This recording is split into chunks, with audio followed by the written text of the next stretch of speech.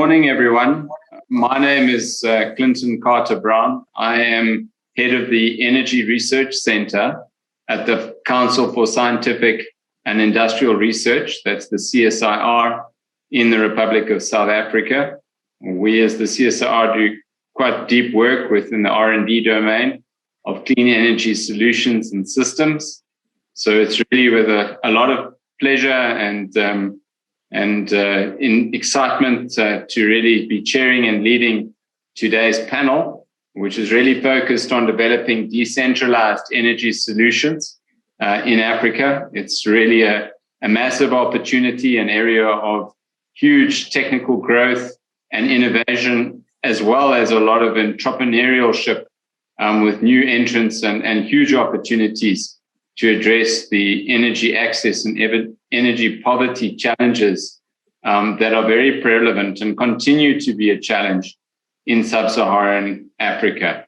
So I'm really delighted today to join you and to join my panel, and a huge word of thanks to them for making their time to join us today and to spend the next hour together unpacking this very important topic. What I'll do is just briefly introduce each of the panelists, and they will give some background in terms of their organization and where they work and their particular interest in terms of decentralized energy solutions and systems. And our first panelist that I'm going to hand over to is Prof. Abubakar Sambo, who is the chairman of the Nigerian member of the Committee of the World Energy Council. It's wonderful to have you join us today, Prof. Maybe some opening thoughts and introductions from you, please. Thank you very much, Clinton. The Nigerian chapter of the World Energy Council is promoting sustainable energy development in Nigeria, and we base our actions on the beautiful strategies that the World Energy Council has been adopting over the years. And in that regard, we have been promoting that the Nigerian situation, where we have only 62% electricity access, is not good enough for the country that is priding itself as the largest economy in the continent. And we have been pushing very hard. I'm glad to say that what we are doing is beginning to bear some fruit. This is because the government, not too long ago, came up with a program, energizing education program, in which 37 federal government universities and 7 teaching hospitals are being fitted with off-grid electricity power plants. Most of them solar photovoltaic powers too are going to be powered by gas combined cycles plants, but the majority are solar photovoltaics. And then there's the second program they called Energizing Markets Initiative that started from the office of the Vice President, and that is catching on with this. We think the whole country is trying to pick up on the issue of off-grid and mini-grids, which really is the way to go. And subsequently, we've been promoting that the model, that is to say, the liberalization and privatization of the power sector that led to the unbundling of the big monopoly called National Electricity Power Authority, and creation of 18 units out of it, and subsequently privatizing most of them. The transmission is kept as one entity. We very recently began to push that the transmission system, being one company, is unwieldy, being run inefficiently, and that it should be regionalized and concessioned transparently to the private sector. I think the government is about to take that step. We think that is going to be a move in the right direction, because even the 62% with electricity access, the problem is that of availability, with a lot of load shedding. And when you come to that, we now utilize, we think, a better criteria. That is electricity consumption per capita. If you take that for the whole world, the average figure is about 2,600 kilowatt hour. while that of my country is ranging between 175 and 220. It's so low. That for sub-Saharan Africa is about 500 kilowatt hour for each sub-Saharan Africa. And at the moment, the power we are getting in Nigeria is averaging about 4,500, which really is not good enough. If we are to be at the sub-Saharan African average of 500 kilowatt, that will translate based on our 200 million people to about 11,900 megawatts over and above what we have as 4,500. And if we have to look at the world average of 2,600, that will require Nigeria right now to be about 59,000 megawatts. So there's a huge way to go if we are to have economic development at the level that is going to be responsible. And that is why we have been continuing to participate in what is happening in the whole world through the World Energy Council. And this is one of the reasons I visited South Africa severally, because the annual Africa Energy Endeavor has been held mostly in Johannesburg, but the last two editions has been held in Cape Town. We talk to our colleagues in other African countries. There are also experts from all over the world that participate, and the African Union is always there. And I'm glad to see that African Development Bank is going to become very active in that regard, given that the president is from our country and the director, Wale Shonibare, is also from Nigeria. We think ADB is going to do a lot significantly to solve the energy poverty, not only in my country, but in much of Africa as well. Thank you very much. And a number of points there that I think would be great to come back to in terms of then the role of distributed energy systems in the 11,900 megawatts shortfall to address that energy gap.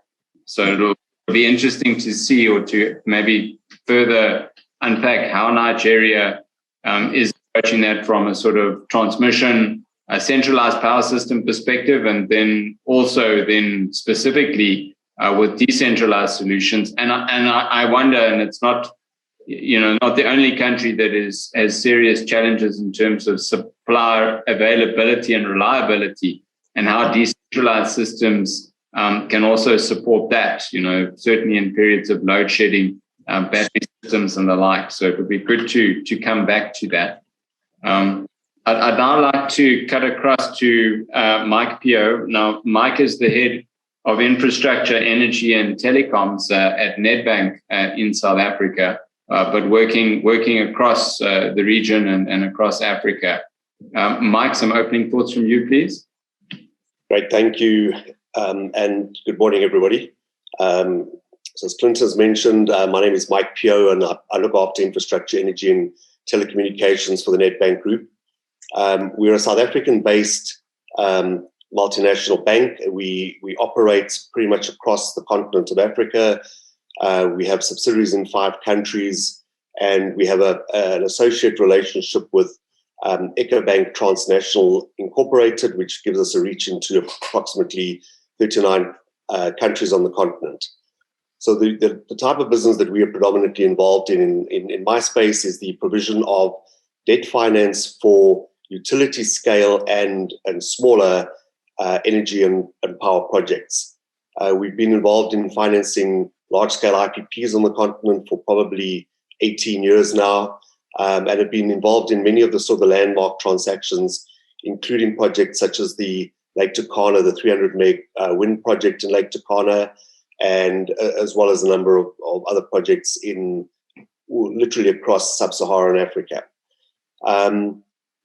I think right now the topic is extremely pertinent, as we are increasingly finding that due to economic circumstances, the old-fashioned way of the provision of large-scale utility-scale power is shifting, largely due to the fact that historically financial institutions like my own, and as well as many of the multinational or multilateral and development finance institutions, provided finance on the back of a power purchase agreement with a national utility, which was supported by a government guarantee. And classically, commercial banks would insure that contract with an institution like the World Bank, with MIGA, for example, the Multilateral Insurance Guarantee Agency out of the World Bank. As economic conditions in countries have shifted as a result of things like movements in the commodity super cycles, 2016-17 was particularly bad, where countries that are largely dependent, for example, on the price of gas, of oil, of minerals, as that has shifted, the countries increasingly found it difficult to raise or to be able to write the guarantees that commercial institutions needed. So for probably the last 4 to 5 years now, we have spent a huge amount of time invested in looking at how to shift the funding model where banks would provide reasonably cheap debt to these massive projects. And we're seeing the shift more towards decentralized projects. Unfortunately, the complexity around that is that every single country has a different policy and regulatory framework, and it therefore needs an investment in understanding that in order to understand how liberalized the sector is and how easy it is to provide funding to, for example, a C&I PV business versus a mining house that wants to build a large-scale embedded generation project on their own property. So we do spend a huge amount of time. We work increasingly with institutions like the African Development Bank, where we rely on them to provide risk mitigation where commercial banks are unable to take certain of the risks.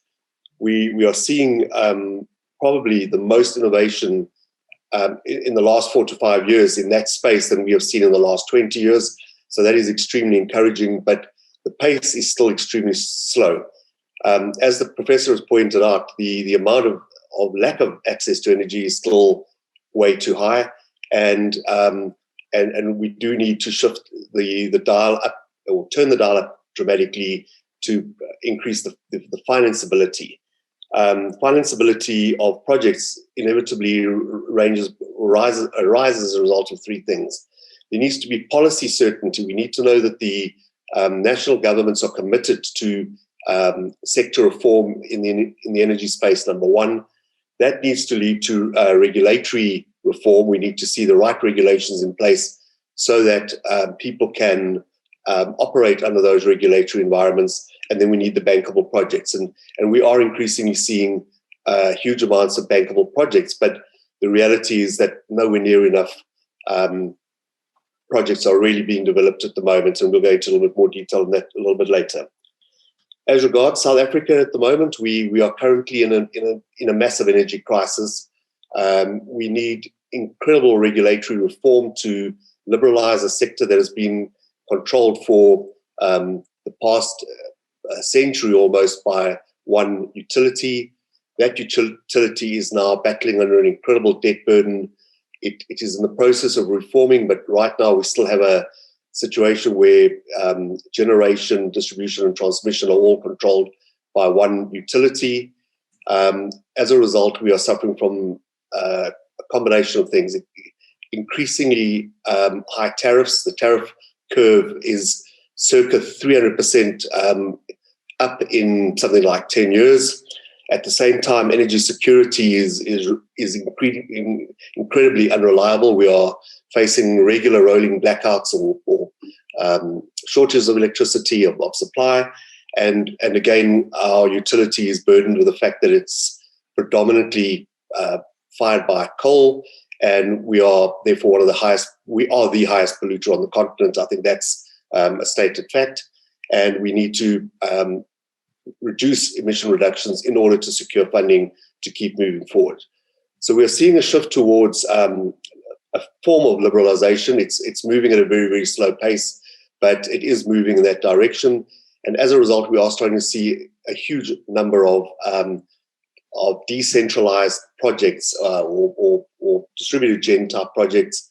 There are probably circa 30 mining houses seeking to provide or to secure renewable energy on an embedded gen basis. The C&I PV space is growing, doing really, really well right now. And so we are starting to see that liberalization, but still at a pace that is very slow and very frustrating.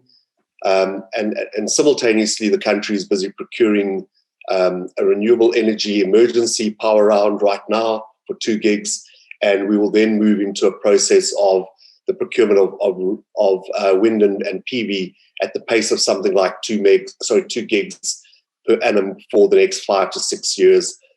So it's a very positive signs, but still a very challenging sector for the country. Thanks, Clinton. I think I'll stop there for now. Wonderful. Thank you very much, Mike. An item that I'd like to come back to, and you've really sketched a lot of the opportunity and the good news in terms of a lot of the market interest. You've touched on the C&I market, the mining houses. It would be interesting to further unpack the services or the thinking around funding for more sort of community-based electrification and sort of lower income consumers, the bankability and the financial challenges around those, versus what is arguably quite large embedded projects, for example, in the likes of the major mining houses, that probably have the liquidity, the financial standing to be able to, be attractive and to have a solid business case with a very clear understanding as to how the costs will get covered and the tenure of the loans are de-risked. So it'd be great to further unpack what Nedbank and others might be thinking around the smaller distributed market, even down into the domestic rooftop and the like, perhaps for further unpacking. Thank you very much, Mike. Our third panelist is Wale Sonibare. Wale is the Director for Energy, Financial Solutions and Policy and Regulation at the African Development Bank. Over to you, Wale. Thank you very much, Clinton. Hello to everybody. The African Development Bank, for those who are not familiar with the bank, is the premier development finance institution in Africa with a capitalization of over $200 billion. We have an energy portfolio of about $20 billion across the entire value chain. And over the last few years, we have really redoubled our efforts to enable energy access across Africa. In 2015, the bank launched its new deal on energy for Africa. And the aim is really to try to achieve universal access to energy across the continent, initially with the aim of achieving that by 2025, but I think that goal has moved to around 2030 in line with the SDGs. And our new deal on energy for Africa is premised around addressing a number of key issues. Obviously, setting up the right enabling environment is very critical with the right policies in place. The utility reform is also quite important, and a number of people have mentioned that. We have to increase the number of bankable projects. We have to increase the funding pool to deliver new projects. And this also looks at coming up with some innovative funding mechanisms, which I'm going to talk about in more detail a bit later on. We also have to enable and support bottom of the pyramid access programs, where we need to reach rural communities that have not been reached by the grid. And there's also a regional angle, and this is what's going to be critical around regional integration and harmonization. So we work very closely with the likes of the African Union and the regional power pools on looking at regional policies, as well as also building out regional interconnections to allow regional power trade in order to be able to give countries access to least cost generation options. And then we have massive programs for both off-grid electrification, as well as IPP programs, where we work with governments on procuring at scale, which as we're seeing across the continent, including South Africa, round after round, you've been able to see lower and lower tariffs, which has helped affordability. But in relation to energy access, I think everybody agrees that we have an energy poverty problem in Africa, and this is something that we need to address. So out of the close to 600 million Africans without access to electricity, about half of those people are actually in 5 African countries, namely Nigeria, DRC, Ethiopia, Tanzania, and Uganda. So we have to look at what we can do at scale in order to be able to address the problems. That said, though, we mustn't ignore the progress that has been made with access rates. In year 2000, access rate was 24% across Africa. That moved to 33% by 2010, and now 48% in 2019. And we've seen certain countries move ahead in leaps and bounds, and we're trying to.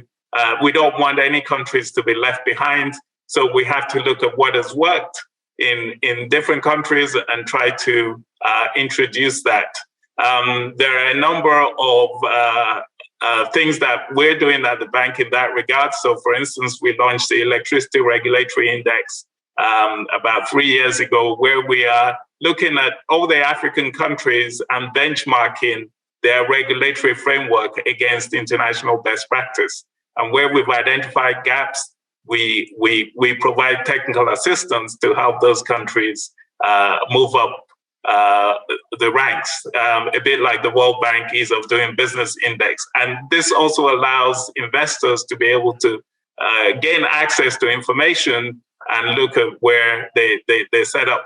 We've also at the bank established what we call a mini-grid help desk, through our Sustainable Energy for All Trust Fund. And that helps developers who are looking to establish mini-grids. It gives them information about the countries, the regulatory environments, the best sites, and how to structure their transactions. So this is a help desk that has facilitated project developers, working with over 80 developers. And then we have some special funds. There's a fund we created called the Facility for Energy Inclusion, which is targeted specifically at solar home systems, mini grids, and smaller IPPs, because you'll find that with the likes of the solar home systems, the financing structures that you will use is very different from a traditional project finance approach that you would use for a large IPPs. In some cases, these are retail type financing products where you're extending credit to for these customers to be able to procure the solar home system and pay over time.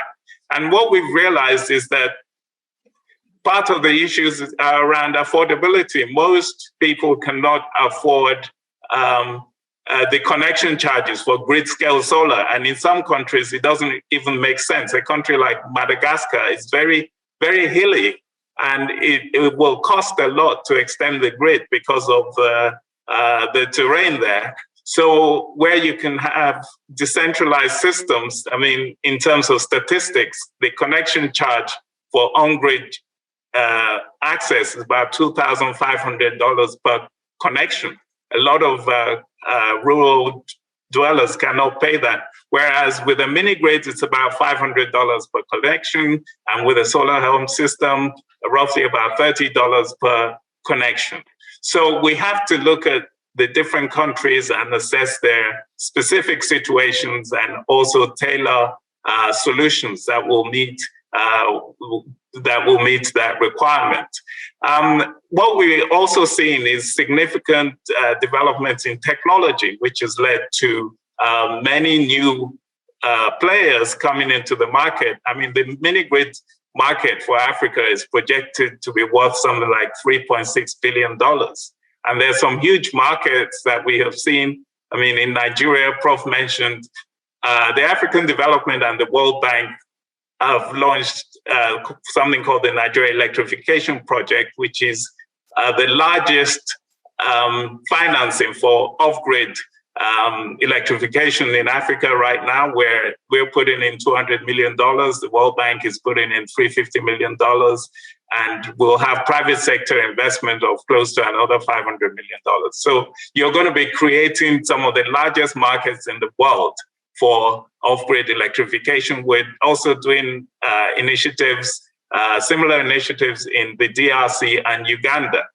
So, I'll pause there for now, but there's a lot going on and there are many reasons to be optimistic, given the level of commitment that we can see from the governments and the determination from the development finance institutions. And obviously, since we're all talking about transition to green growth, net zero, this is the time to encourage these technologies so that Africa can develop in a sustainable pathway. Thank you. Oh, thank you very much, Wale. I was inspired as you were talking and sharing some of the statistics around how Africa's electrification rate has really increased in the last 20 years.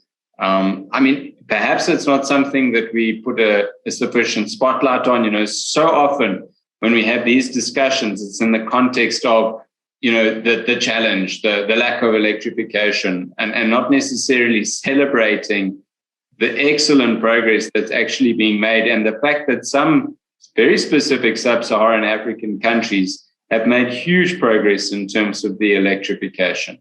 And starting through organizations like yours and others to leverage those insights, the policy positions, the regulation, to get that learning, the financing structures, and roll that out into other countries, into other geographies, for the broader benefit. So we seem to be making huge progress there.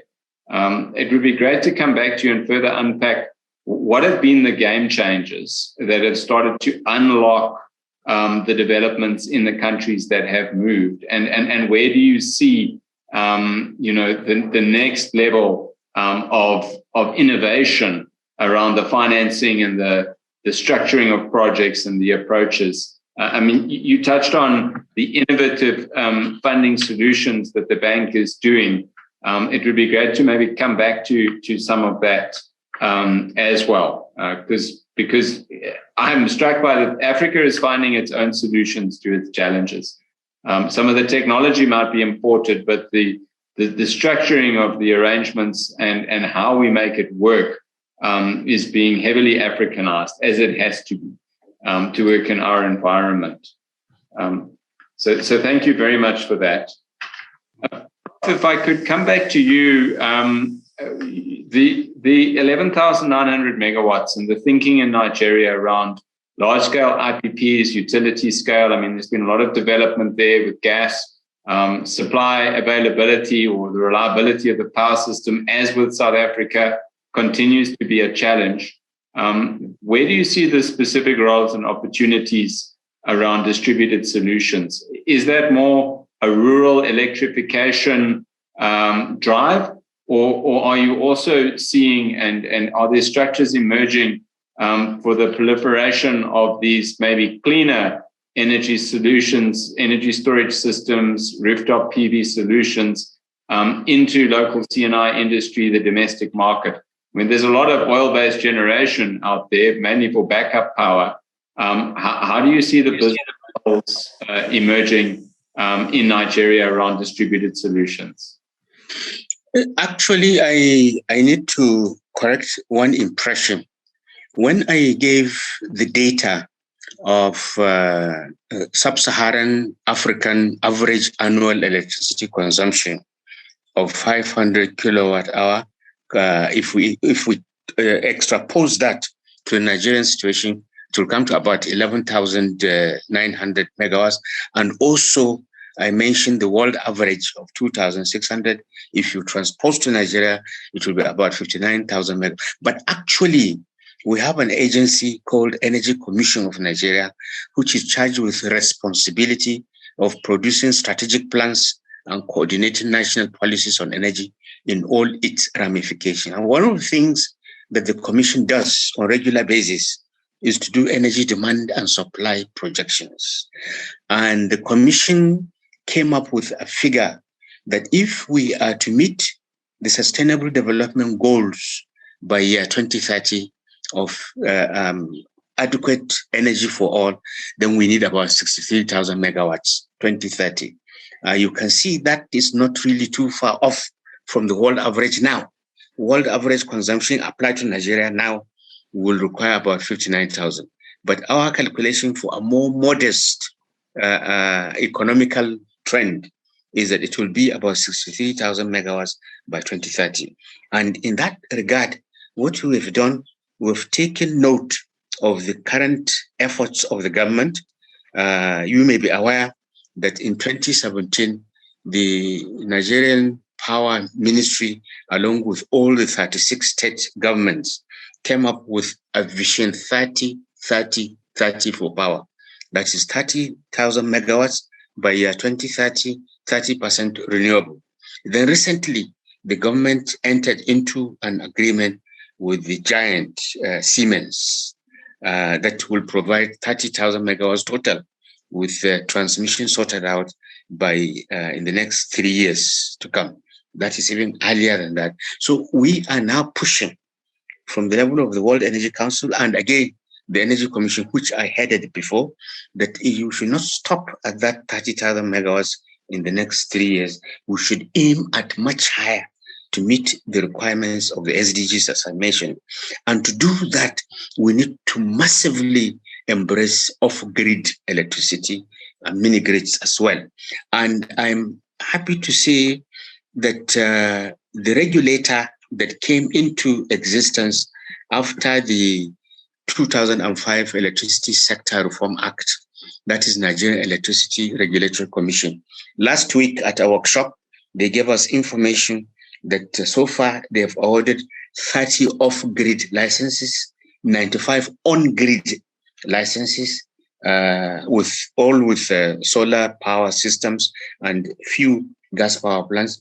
And then they gave also 11 embedded licenses and 20 distribution licenses. The good thing is that all 90% of the off-grid licenses have been developed. But the bad thing is that less than 50% of the on-grid have been developed. And the embedded plants and the 20 distribution licenses, the progress is nothing to discuss, nothing to write about, which is pointing to the fact that off-grid are catching up. And I am aware, because I'm chairing a committee of the Federal Ministry of Power that is handling this rural electrification. I'm aware with the falling cost, the off-grids are catching on very quickly.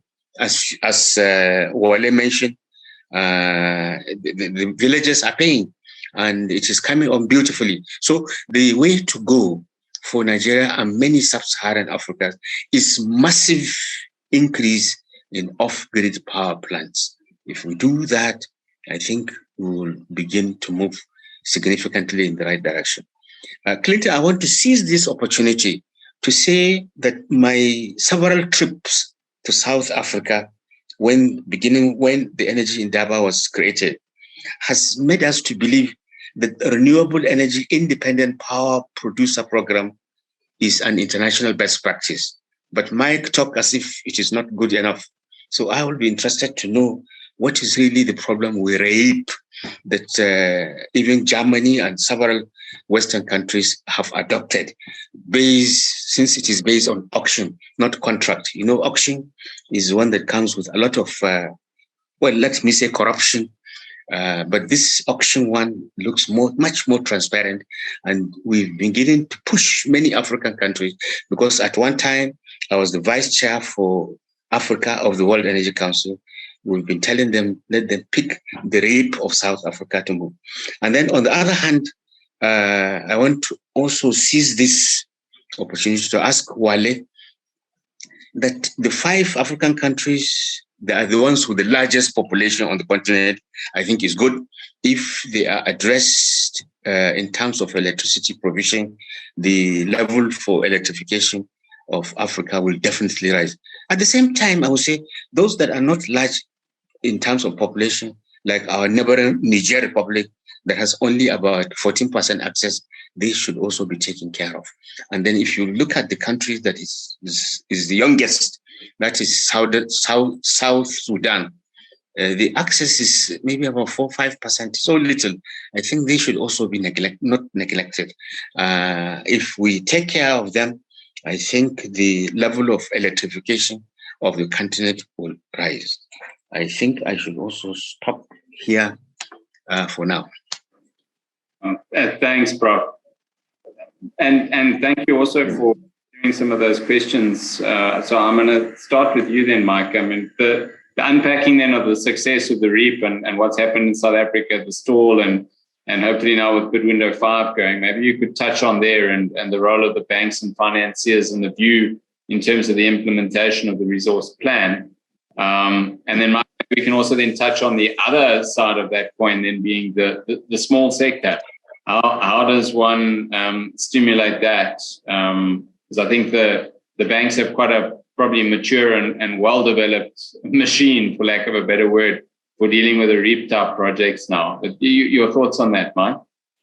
Great, thank you. To answer the Prof's question, I think he's 100% spot on that the REAP procurement process is undoubtedly a world-class standard. It was done incredibly well. The success of the IPP office that was established under the auspices of the Ministry of Energy, as well as the National Treasury and the Development Bank of South Africa, the design and the implementation was absolutely outstanding. And apart from a few political hiccups along the way, which just resulted in a stalling rather than in an ending of the program, was phenomenal. So the net consequence was that over a very short period of time, we procured probably 112 projects in total, 6.5 gigs, and almost without a single project that I can think offhand failing due to either corruption or because the developers were not able to deliver on the project. So almost all delivered on time and in budget. The government publishes numbers of circa 200 billion rands worth of investment. That was raised, I would say, 90% from the South African financial markets, either banks or financial institutions. 80% of that value was provided by way of debt financing. So what it has done is it has built a brand new sector and infrastructure class that is very well invested in. It has created an incredible number of jobs and done huge good at a social level in the communities in which these projects have been developed. And we are really, really hoping that into round 5 now we will see that continuing. As I mentioned earlier, the 2 gigs per annum almost infinitely as we transition away from the fossil fuels. So that part undoubtedly extremely good. The combination with that as well, coupled with that, I guess, is that increasingly institutions around the world are looking to exit fossil fuel, the energy and the power sectors, and coal in particular.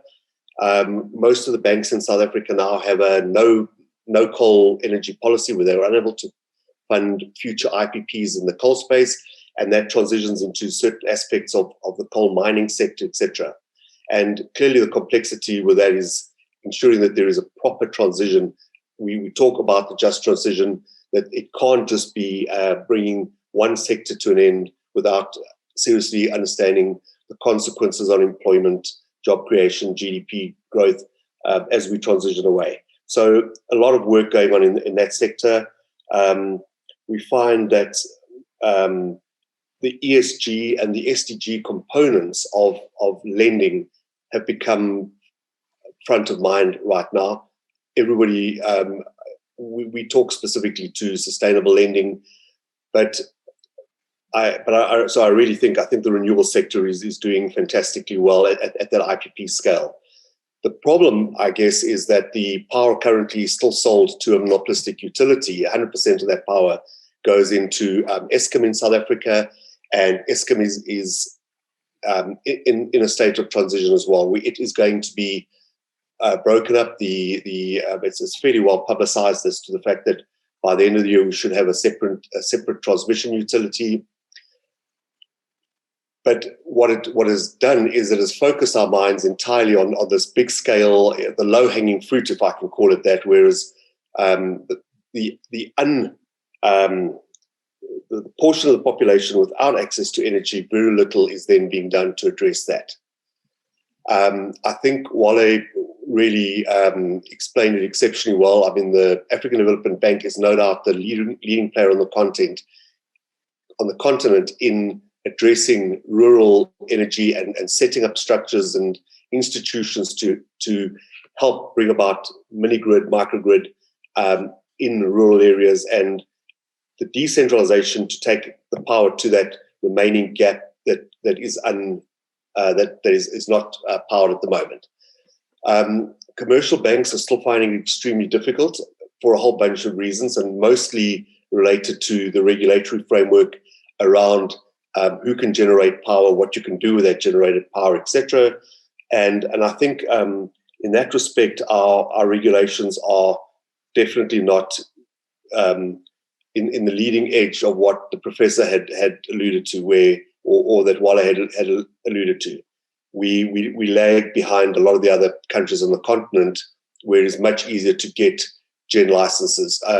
I was astounded when the professor was talking about the number of new licenses that had been awarded in the various categories that would enable power gen.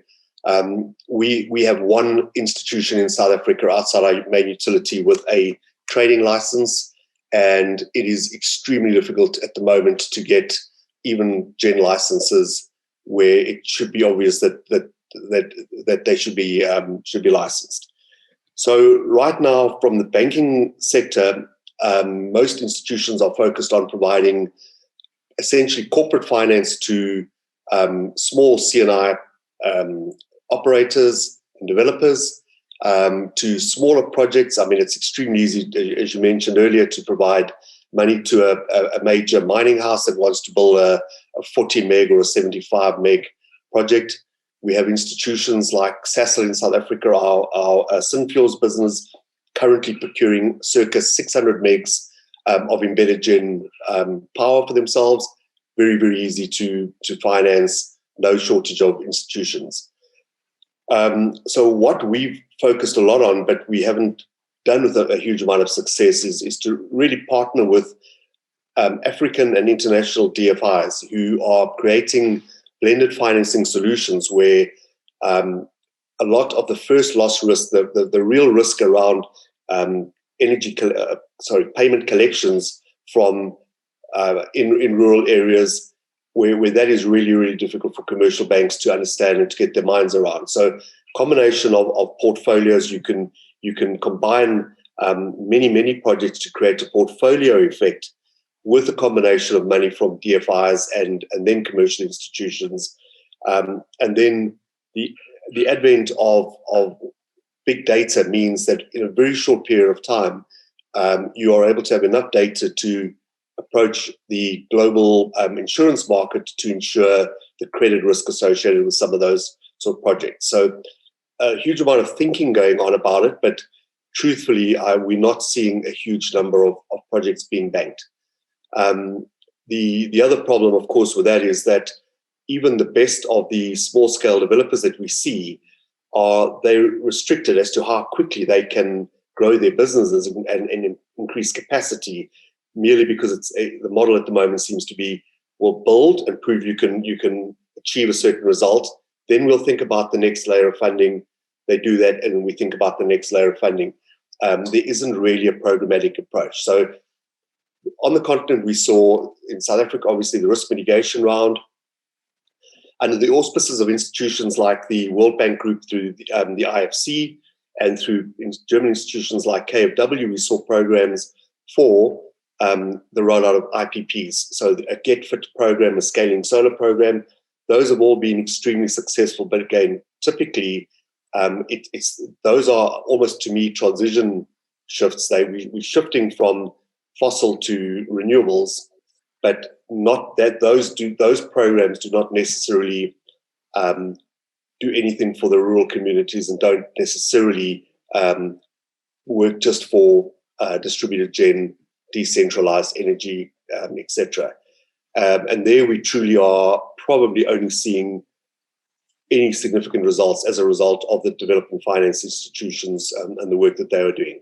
Thanks, Mike. And it's just so interesting listening to that journey and the context and how different it is across different African countries. I mean, the South Africa transition is essentially, as the coal stations decommission, we need to replace them with a lot of capacity, even if there is marginal growth.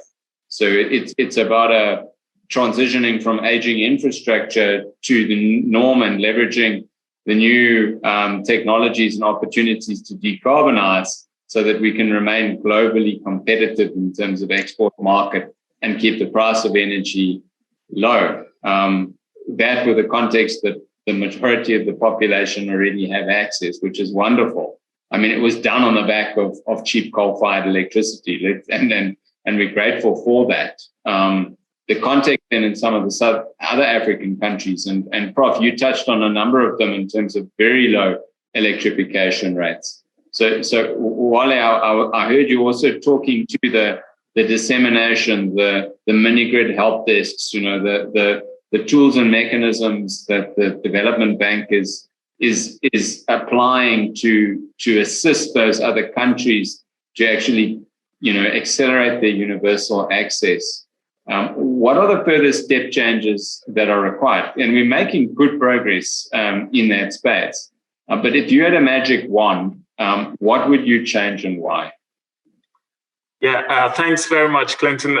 Just to correct maybe a false impression that I gave earlier, when I talked about 5 countries having most of the people without energy access, I didn't mean that we only focus on those countries. So I want to say to Prof, I mean, we have the Desert to Power program. I don't know if you've heard about it, but this is a significant program, and Mike was talking about programmatic approaches earlier on. This spreads across 11 countries of the Sahel, from Senegal in the west right across to Djibouti in the east. And these countries, most of them landlocked, it's the poorest countries paying the highest amount for electricity. Because they're landlocked, you find that they're often having to depend on very expensive HFO or diesel electricity, and then often not that well connected to regional grids. Whereas other countries have a more balanced energy mix, whether they have, gas resources like the countries in West Africa, who can then transport electricity to countries such as Mali and Burkina, who have more expensive electricity. So the Desert to Power program is a program to create the world's largest solar park or solar region across those 11 countries of the Sahel, generating about 10,000 megawatts of electricity. And we're doing that through a number of different initiatives. I mean, we have solar parks that we're looking at developing. And then a significant element of that is also distributed energy and solar home systems, along with looking to reform the utilities in those countries. And one thing to say is that we have to be innovative in the different approaches. So for instance, we did the first securitization of cash flow receipts from solar home systems. And the reason we did that was that a lot of these developers, they just want to install the solar home systems. They're not in the business of providing credit, and they would rather not do so. The other thing is also that a lot of the local financial institutions have been reluctant to get involved because they don't understand the risks. As Mike was saying, there's the general risk aversion because these are new technologies and new structures. And many of the customers were unbanked in the past, so they don't have any credit history, and it's difficult to be able to assess the risk. So what we were able to do was, through our guarantee product, we had a situation where a company that had acquired the customers was able to sell the cash flows to another shell company that was created to buy those cash flows. And we guaranteed a local bank to lend to the shell company that bought the cash flows. What that meant was that developer was able to sell on the cash flows and use the receipts to acquire new customers, because that's what the developer wants to do, just to acquire more customers. Then the business of dealing with the credit risk can be handled by another entity. And because we provide a guaranteed product, it allowed a local bank to come in and play that role. Because what we have to realize is that many countries have weak currencies that often devalue against the hard currencies every few years. And I don't think any country has really been risk averse in that respect, whether it's in Naira or the Rand. We've seen significant devaluations. And so you need to find a way of funding these projects in local currency, because the bottom of the pyramid populations cannot afford to take on that currency risk. So that's why we need to get local financial institutions involved. And one thing we've also done, for instance, in Nigeria, is where we have created for the first time a listed infrastructure fund. And what that allows is it allows institutional investors such as pension funds to come in for the first time, and this fund is able to provide Naira at a 15-year tenors, which the local banks are unable to do because they're often restricted to about 7 years. So the Nigeria Infrastructure Debt Fund, where the bank invested, is able to provide this kind of instruments, and these funds are able to then support programs like off-grid developers who are reaching out to these communities. One thing we've also been able to do is to provide performance-based payments. So we're saying to the private sector, look, we'll give you information about the best locations for the mini-grids. We've done all the geospatial studies. And then we want you to go there, you set up the mini-grid. After about a year, if you can demonstrate to us that it's working and you're providing electricity, we will return part of your upfront investment to you by way of subsidy. Because that means that you can then provide that electricity at a cheaper rate, affordable rate for those local communities. One thing we're also doing is to look at productive use, because if you just establish the mini grids, you find in often a lot of locations, there isn't sufficient business to make that mini grid commercial, So we're encouraging productive uses. So if you go to a fishing community and you're able to provide some credit or funds to allow them to buy refrigeration units, then they will be able to preserve their produce and they will use more electricity. So there are examples of encouraging productive uses. So the local currency angle is absolutely critical. Mike talked about the blended finance, which we've also been able to provide from the likes of the Green Climate Fund, who have an agenda, to allow for just transition, because we know that less than 3% of global emissions come from Africa, whereas African countries suffer the disproportionate impact of climate change. So we need to have a level playing field that allows these countries to be able to finance these products. Local content is absolutely critical, and we have to train entrepreneurs. We have to provide the right regulation. What happens when the main grid meets the mini grid? What are the rules? And we need to give the investors the confidence to do that. So the bank is involved all along the value chain. Even looking at manufacturing of solar panels. And what do you do? How do you recycle those panels in a way that is also cost effective and create skills within the local communities? And the role of gender is particularly important. So we also created some instruments to allow more women empowerment and encourage more women entrepreneurs into the energy business. So I've tried to cover quite a bit, but we don't have all that time. So perhaps I should stop here. Well, I get a sense you could continue to share the good stories for quite some time, and it really is wonderful to see how things are scaling and actually being applied at a large scale, and the impact that it's making.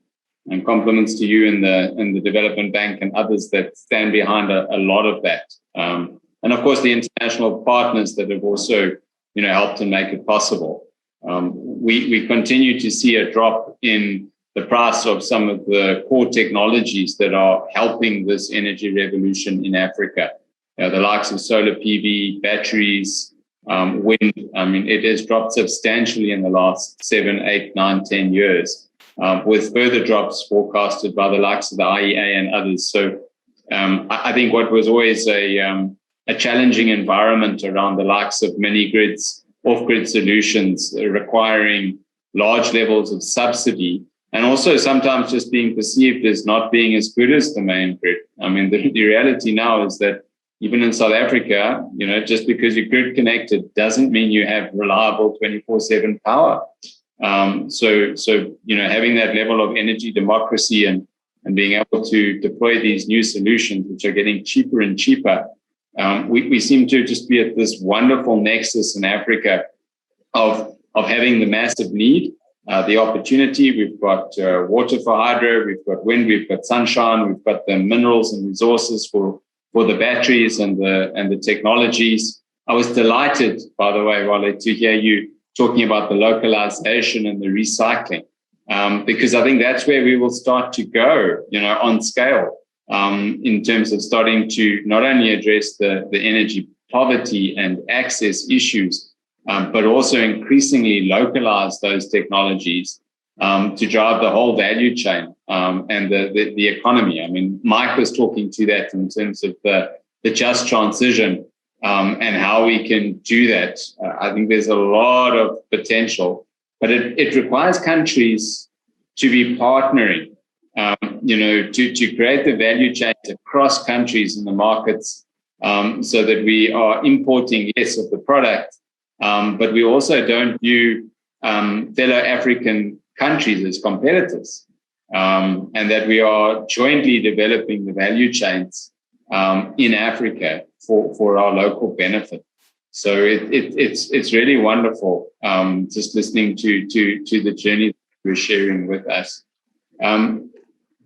Colleagues, maybe just some final words then, or thoughts from yourselves in terms of, what excites you in terms of the future ahead, and what are the few things that we perhaps need to start doing or to accelerate more of that you feel will be the game changers. Prof, I'll come to you first. Thank you very much, Clinton. What I like to say as a parting thought is that I'm aware that the Rural Electrification Agency in Nigeria, when it started energizing education program in the universities and also in the markets, they were immediately stopped by the parliament that those institutions and markets are not rural, and the Rural Electrification Fund, which the agency had, should not be used for them. And I'm glad to report here and to corroborate what Wale has said. African Development Bank came to the rescue of Rural Electrification Agency along with the World Bank. So this is a very good move. And in that regard, I want to strongly advise the bank not to be far from the REA, to keep close marking with them to ensure all the projects they've planned are actually executed. And secondly, I want to also call on the AFDB to ensure that the local production of solar modules and the balance of system components are done along with Manufacturers Association. In my country, you call them Manufacturers Association of Nigeria, not to leave it with government agencies alone, because they are composed of very dedicated Nigerians that are against corruption and all these bad things. So MAN should be the group which African Development Bank should work with. And then lastly, as the highly populated countries are being supported and also those not so populated, I think one area of support that should not be left is the interconnections from one country to the other. These interconnections are weak. Of course, my country, even though we don't have enough electricity, at the same time, we are selling electricity to Niger Republic, to Benin Republic. I think if we are to boost our level of supply, we have significantly much more off-grid. We'll have more electricity to sell to our neighboring countries. And I think some other countries, if from Ethiopia, there's strong interconnection with Somalia, I think the very poor electrification of Somalia can be improved significantly, noting that Ethiopia is coming with powerful hydropower plants. And of course, I'm sure AFDB has not forgotten the Inga huge hydropower. I hope AFDB is going to be active in that regard, because the 50,000 megawatts that we have all signed to get electricity from the Central African Power Pool to the West African Power Pool, and to sell electricity all over. When I was DG Energy Commission, I signed that Nigeria wanted 5,000 megawatts from the Inga. And I'm aware several other countries signed huge quantities of electricity.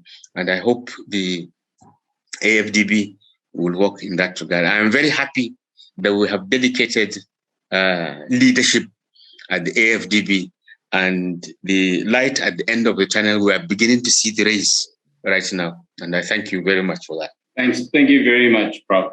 Mark, I'll cut over to you for your concluding thoughts.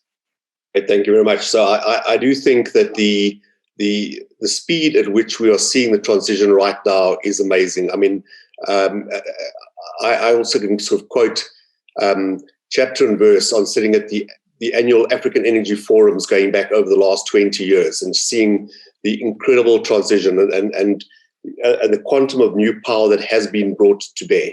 So I think we need to optimize. So we need to take advantage of a situation in the world at the moment, which is the decreasing technology costs. There's no question the costs of energy should be coming down. The ability to generate enough power. I think we move in some countries to a surplus of power very soon. If we look at a number of countries who are, if they fulfill the projects that they have currently awarded for new generation, we're going to see an oversupply. And therefore we do need, as the professor said, we need to be able to trade across the continent, across the different power pools. So we need an improvement in transmission. The pieces that are still lagging behind are things like transmission. I think we'll see an increase in that. The continent has this excess of incredible free resources in the wind and solar side. We're seeing huge shifts in South Africa, for example, towards, and countries like Namibia, towards green hydrogen. We can position ourselves as a leading player, and that the revenues that are going to be generated can be plowed back into increasing electrification for everybody. So it just needs a coordinated approach. And lastly, I think just the deregulation is absolutely critical in that regard. What Wale was saying in terms of the support for utilities and regulators, it's fundamental. I think in some instances, we need to be shaming some of the countries into following best practice, liberalizing. It's political as well as capacity driven sometimes, but the political pieces need to be shifted because those become the constraining factors. So overall, I think it is an optimistic story. The amount of new gen that has come onto the continent over the last 10 years is off the charts. It's generally renewable. So again, the transition is good. But overall, I think we really are seeing excellent progress. Thank you very much, Mike. And Wale, your final closing thoughts?